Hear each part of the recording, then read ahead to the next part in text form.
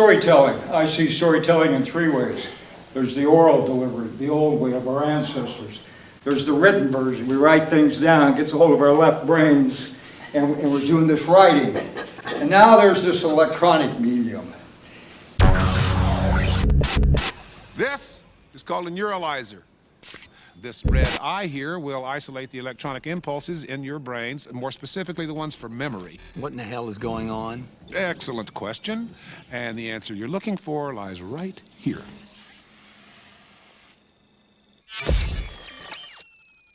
It has been widely understood for some time now that the human body will respond to stimulation in various ways using electromagnetic fields, if they are pulsed at very specific frequencies. In the early 2000s this idea went a little further, and a patent was filed which showed that most modern-day TVs and computer monitors had the ability to create these needed electromagnetic fields at the required frequencies, simply by pulsing the image being displayed in a very specific manner. This is an 85-inch LCD TV, and whenever I'm playing something on it, or watching something on it, my eyes and brain are being misled and tricked, giving me the illusion of watching a moving object, when in fact I'm just watching several still images just shown to me very, very fast. If I'm watching a film, I'm being shown 24 images every second, and to my eyes that looks like I'm looking at a moving object, when in fact I'm looking at 24 individual pictures. If I'm playing a game, it's the same except maybe 30 to 60 frames a second. And if I'm on a PC, it could be hundreds. And to illustrate this next point, I'm going to use a very old and very crap CRT TV. The frame is constructed from the top to the bottom multiple times per second. That's 60 times in the US, 60 hertz. Here's the TV and the cat played back at 25. This is how it would be perceived in real time. And now at 1600 frames a second, you can actually see the scan line moving from the top to the bottom. You'll notice that on a CRT screen, it's only the active line of pixels that's bright, and your persistence of vision will actually build that into a complete image. Slowed all the way down to 2500 frames a second, you can now differentiate each individual frame being built from top to bottom.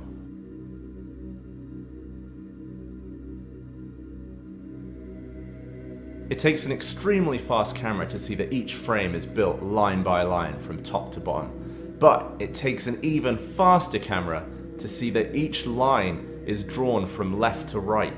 Slowed down to 28,500 frames a second, we're now seeing glimpses of that, but we do need to go even slower. This is now 118,000 frames a second. I'm going to put the stats up for you here, so you can see the actual amount of time that it took. And you can see now that the line is being drawn from left to right on the screen. Now at 146,000 frames a second. To gain perspective on just how slow this actually is, you can see the exact time I shot this. So this is hours, it was just past midnight, 23 minutes, 41 seconds. This is a tenth of a second, a hundredth of a second, 1,000th of a second, or a millisecond. And then over here you've got a 10,000th of a second, a 100,000th of a second. And this unit here is the millionth of a second, or a microsecond. We are now at 380,000 frames a second as our recording frame rate. That is the highest frame rate we've ever shot so far on this channel. And using this information, here's a little bonus fact. A CRT screen can draw Mario's moustache in less than a 380,000th of a second. That is some seriously fast facial hair. And if you're wondering why this footage looks extremely mucky and blurry, it's because the resolution is only 256 by 128, which plonked into a 4K frame is this big.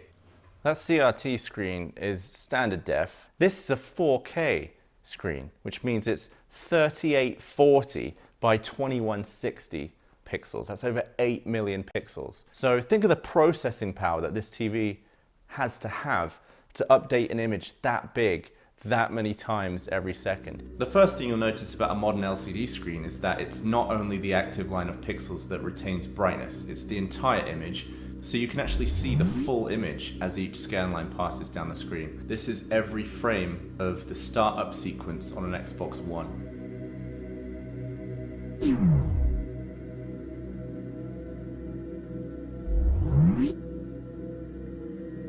Here's a fun fact, the same applies to an iPhone, except it's in portrait mode. So if you're watching a video in landscape mode on your iPhone, you're actually getting updates from left to right, or right to left, depending on which way you flipped it. And that just proved to me that you can't see the refresh direction with your naked eye, because I had no idea whenever I was watching a YouTube video on my iPhone that the screen was updating in a completely different direction. So we've talked about one illusion of TVs, the illusion of movement. The second illusion I want to talk about is the illusion of color. As I approach the white and everything starts to become in focus,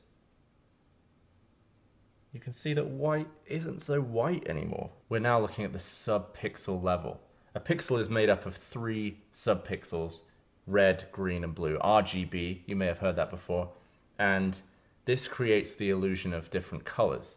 By dimming and brightening different sub-pixels to different intensities, this screen can create the illusion of literally millions of different colors.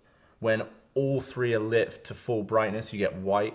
When all 3 dim, you go through gray all the way down to black. So if green dims away and red and blue are still lit, then you go into magenta, purple, that sort of area, and that's how the colors are made. So every time on your TV, you're looking at a white image, you're looking at tons of blue, green, and red lights. I might vomit. It's the same situation, just entire blocks, and they're bigger. All right, Beatrice. Well, wait a minute. So you just flash that thing, it erases her memory, and you just make up a new one? A standard issue neuralizer.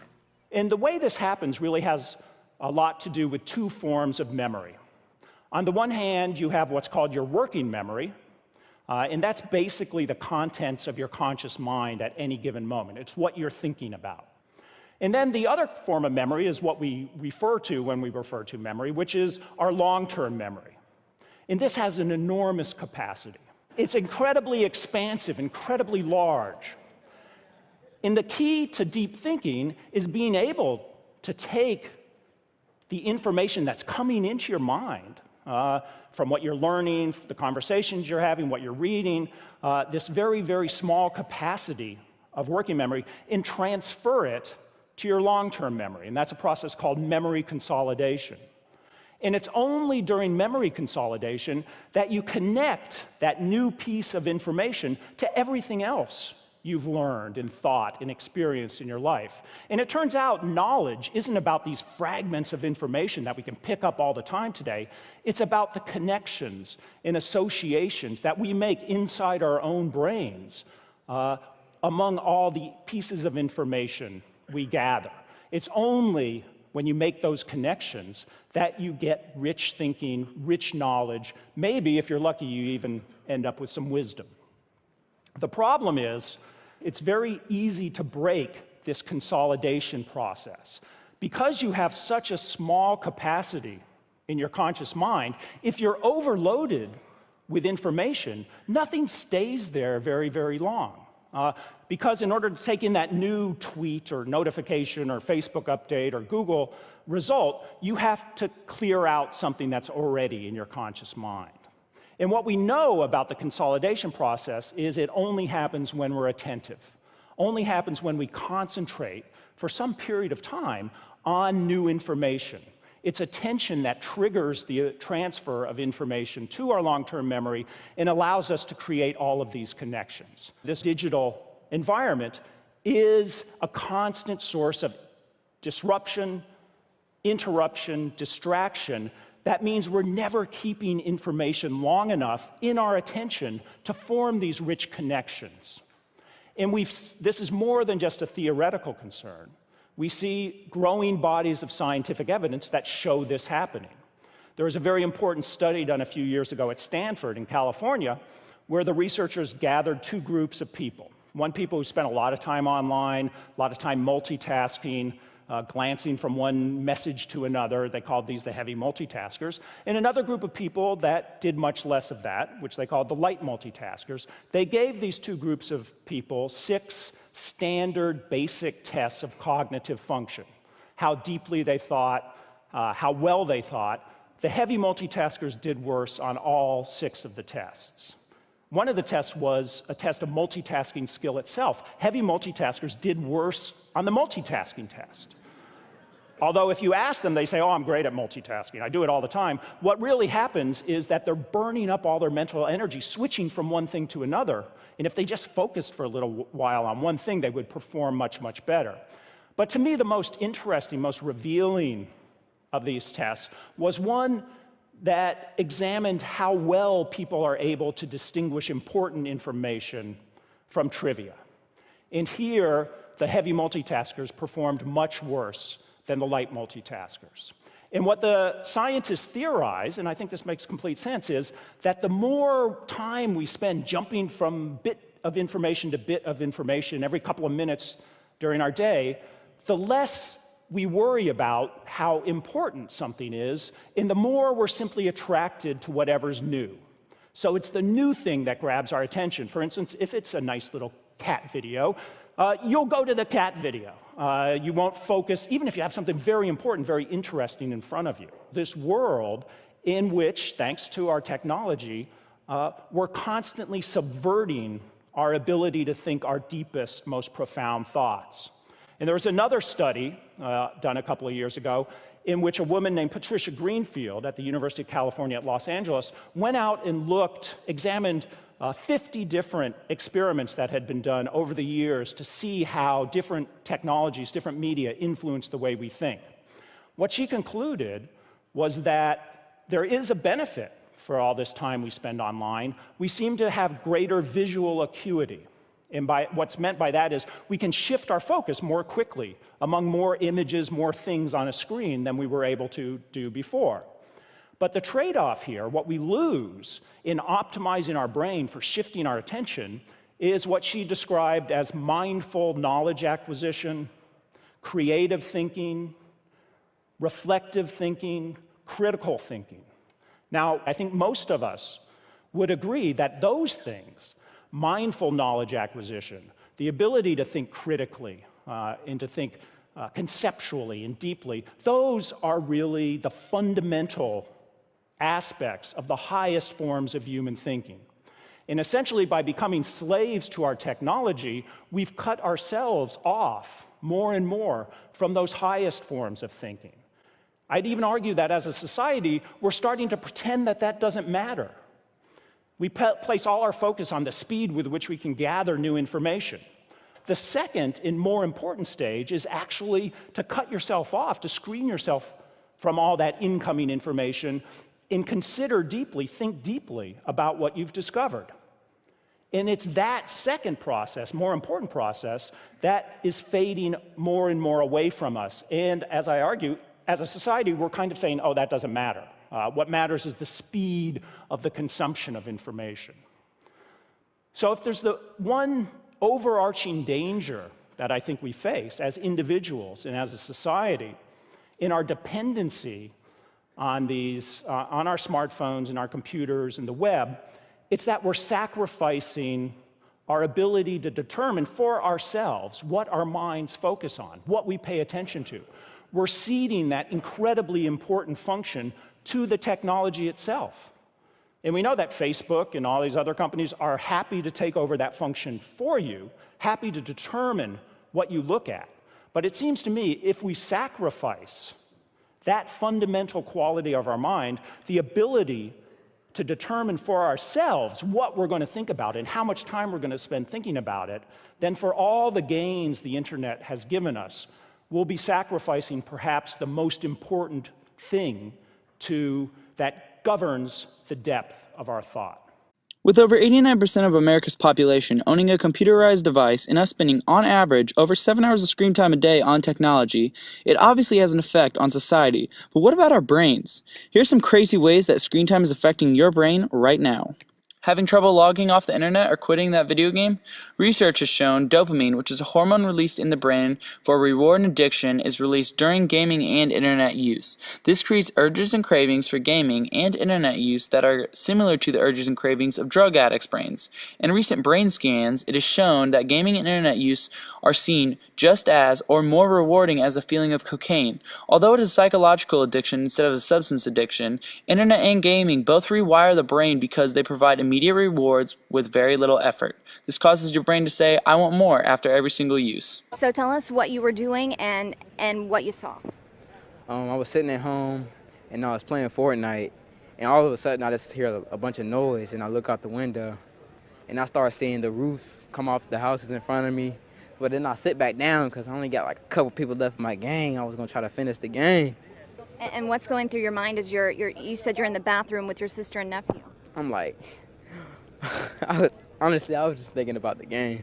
With more and more use of the internet and gaming, they can create problems in the important frontal lobe, which governs the executive functions such as planning, prioritizing, organizing, and impulse control. Volume loss was also seen in the striatum, which is involved in the reward pathways and the suppression of socially unacceptable impulses.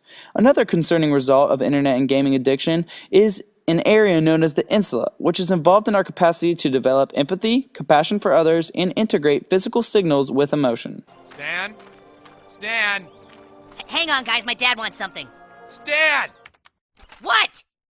You've been on your computer all weekend. Shouldn't you go out and socialize with your friends? I am socializing, Artard. I'm logged on to an MMORPG with people from all over the world and getting XP with my party using TeamSpeak. I'm not a Artard. Alright, sorry, guys. Ever find yourself on your phone in the middle of the night and taking forever to fall asleep? Studies have shown that because of the light from the cell phone, it mimics daytime and suppresses melatonin, which is a hormone used at night as a sleep signal for your body when darkness occurs. Just a few minutes of screen simulation in the dark can delay melatonin release for up to several hours and desynchronizes the body's natural clock. The harmful effects from using your cell phone at night before bed can disrupt the natural body clock, can cause some hormone imbalances, can cause brain inflammation, lead to depression, and you're not permitting deep sleep, which is used to heal your body from all the damages it takes during the day. Another thing we see shattered by screen time is attention, loss in mental reserves, and overloads the sensory system. Research says that what is often the cause of explosive and aggressive behavior is poor focus. When attention suffers, so does the ability to process one's internal and external environment. So even little demands now become big ones because of depleting mental energy with high visuals and cognitive input, otherwise known as screen time.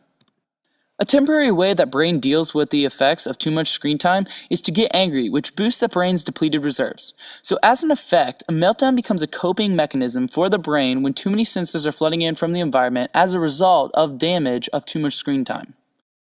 One concerning thing about screen time is that playing violent video games or watching violent TV shows hardens teens. Sure, the epic show of murder mystery and fun game of killing people is cool, but research shows that the more war, violence, and murder that we watch or interact with makes us more aggressive and less sympathetic towards other people in reality. Dude, freaking wow. Stop freaking betraying me! Dude, okay. Stop! Stop! Stop! Stop! You're freaking retarded! Stephen, that is enough! Get off the computer! No! I am sick of listening to this. This keeps betraying me! I am not listening to this every day. Get off now! Oh my freaking God! I'm gonna kill you! I will kill you! Oh my God! I will freaking find you and I will kill you! I will kill you and eat your firstborn child! One other effect is that when you are watching these shows and or playing these games, you are more likely to hurt yourself in the real world during stressful situations. Okay, my mom just canceled my brother's World of Warcraft account. Damn it, bro!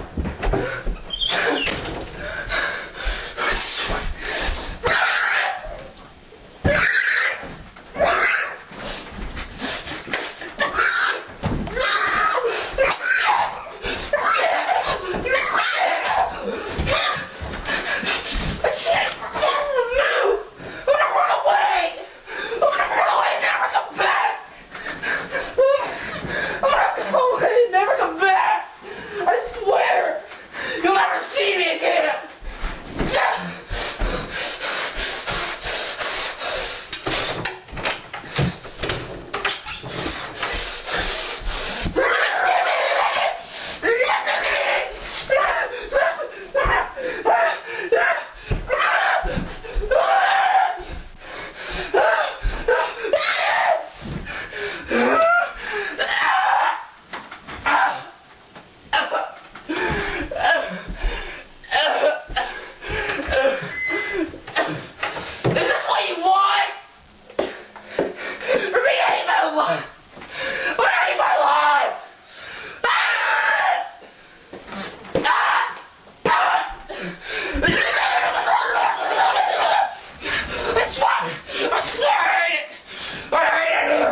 Something else that scientists see as an effect of screen time is the reduction of physical activity, which can lead to weight gain, and the less exposure of screen time. What do you say, guys? You can just hang outside in the sun all day tossing a ball around, or you can sit at your computer and do something that matters.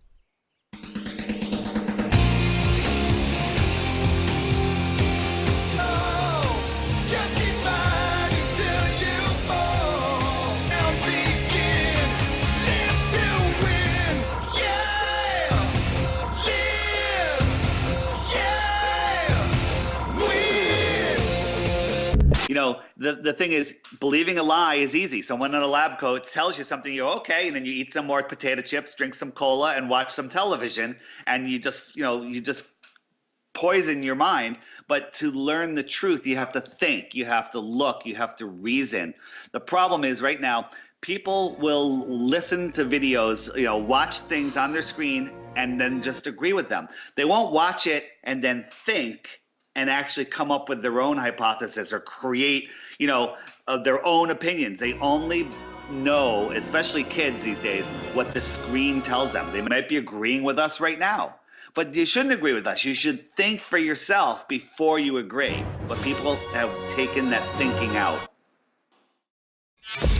And I'm Ryan Wolf. Our greatest responsibility is to serve our Treasure Valley communities, the El Paso, Las Cruces communities, Eastern Iowa communities, Mid-Michigan communities.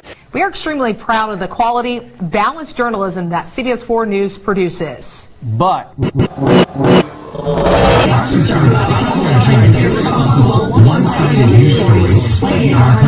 plaguing our country. the sharing of biased and false news has become all too common on social media. More alarming, some media outlets publish these same fake stories without checking facts first. The sharing of biased and false news has become all too common on social media. More alarming, some media outlets publish fake stories without checking facts first. Unfortunately, some members of the media use their platforms to push their own personal bias and agenda to control exactly what people think.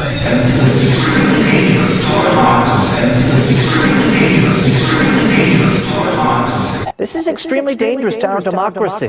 This is extremely dangerous to our democracy. This is extremely dangerous to our democracy. This is extremely dangerous to our democracy. This is extremely dangerous to our democracy. This is extremely dangerous to our democracy. This is extremely dangerous to our democracy. This is extremely dangerous to our democracy.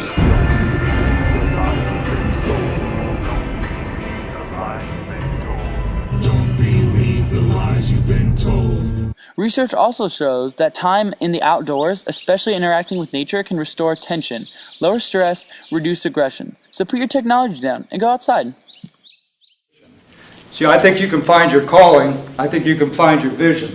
It doesn't mean a damn thing until you put it into a mission. And a mission is a physical thing. It is moving and sharing your mission and building missions. Everybody follow me? Yeah. Yeah, we're getting better. So, John, I went to write down what he said. He picked this up from a Maori Indian, Tiami Ranapiri. He learned it orally. Then I wanted to learn it. And so I'm there with that written form. He goes, oh no, you gotta place this in your memory. It took me 3 weeks walking in the mountains with him to learn this. And another thing that I want to bring in from the Salish people, from the whole tribe, the elders there and the Quileutes, I learned the gifting song. And for me, coming in here has been a tremendous gift. I've been on a long walkabout. I am a barefoot salesman. I try to steal shoes if I can. If I can't steal your feet, I'll try to steal your shoes off of you. And I've been running around and doing that. And he gave me this because I find we are at a time where our people are becoming sedentary, polarized, and defeated. We're losing our walk, and I spelled defeated with 2 E's. Think about it. So I'm running around. I want to give you a quick example. I walked into a store, and everybody tries it. Just walk in barefoot. What happens? Here comes the shoe police. Hey, bud, you ain't got no shoes on. It's like, Whoa, son of a bitch. What's that about? And it's a shoe store. I gotta go and get a shoe. So being coming in here, and I've been trying to run into John for a long time, and I've shared practice and shared with other people up at Washington, the WASH school up there, incredible people, incredible movement that's going on now, and I think the call of our time. And so I want to share this one from you, and understand it came from 3 weeks walking in the mountains, and I need some help doing it. I got to catch this muse. So in the practice I share, the first basic movement in order to unify us as earthlanders, putting our souls back into the earth, musing and speaking from that, is to raise your hands up. We got them up. Now reach down and take off those shoes. Come on, help me out here. It will channel energy. Okay. I don't want to take my shoes off. Take it off. While you're taking your shoes off, I want to point something out. You could take a volt meter. A friend of mine, Clint Ober, came up with this. You can take a volt meter, put the negative end in the ground, hang on to the positive end, and you can watch the positive charge in your body ground down. But when you're doing that, notice this. You'll notice that you start feeling the beauty and the wonder of them. That feeling is connected. They got scientific proof now. When you step out, start landing in, it starts affecting your whole neural pathways. It starts opening up a journey and a path into the source of all story, and that's the earth. All right, so everybody got the shoes off? Yep. Yep. Yeah, we could pile them over there. It makes it easier when I steal them.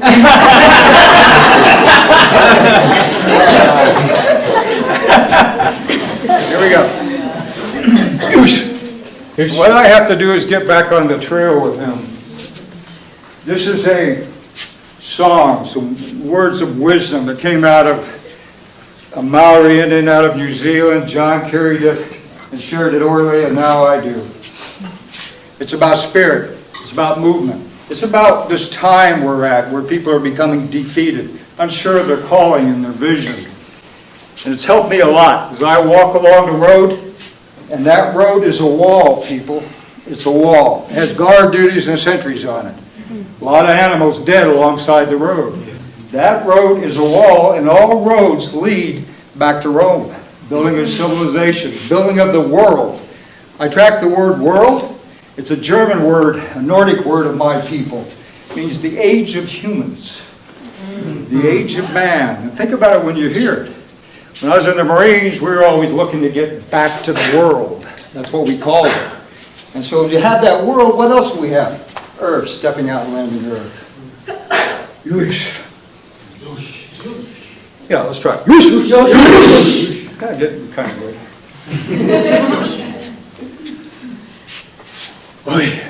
The sun may be clouded, but even the sun will sweep on its course till its cycle is run.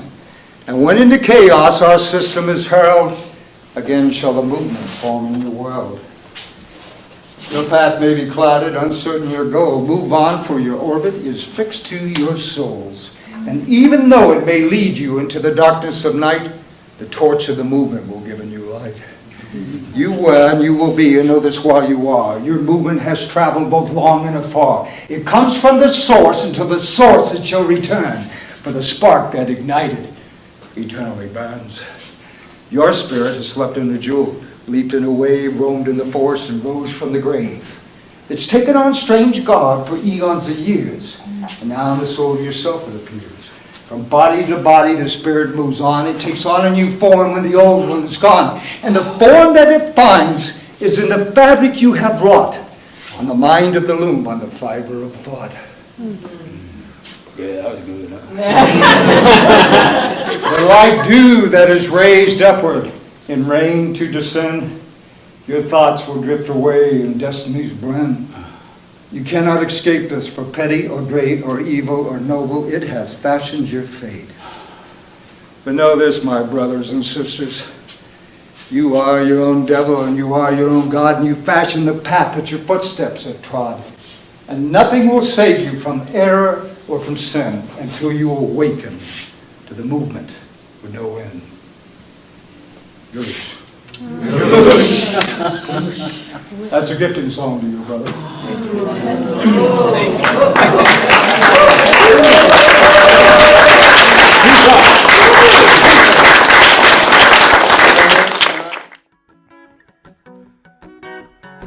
Switch off your TV, it's the easiest thing you can do. Keep them out your home, they have no control over you. Take a walk in the sunshine, hear the children play, 'cause fear is what they want, and love is the way, yeah. Oh, I said love is the way. Oh, I said don't be afraid, love. The sun shines every day, yeah. The sun shines every day, yeah. Yeah, the sun shines every day. The sun shines every day.